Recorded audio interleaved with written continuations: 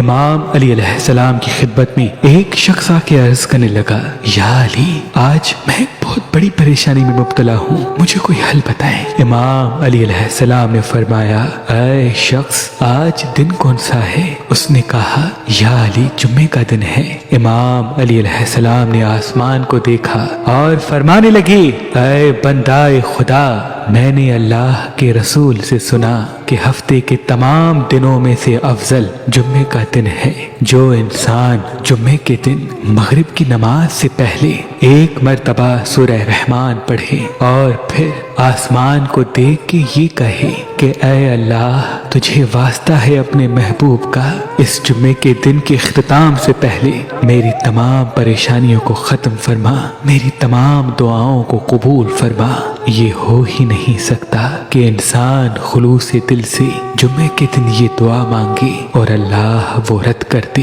کیونکہ اللہ کی رحمت اس دن میں زمین پہ برستی ہے اور تمام فرشتے ایک ایک انسان کی طرف منہ کر کے کہتے رہتے ہیں، کون ہے جو اس دن میں اللہ سے اپنی مرادیں پانا چاہتا ہے؟ کون ہے جو اپنی مصیبتوں سے نجات پانا چاہتا ہے؟ کون ہے جو اپنی تقدیر کو بدلنا چاہتا ہے؟ بے شک جمعے کے دن سورہ رحمان پڑھ کے مانگی ہوئی دعا اللہ کبھی رد نہیں کرتا، اللہ کبھی رد نہیں کرتا۔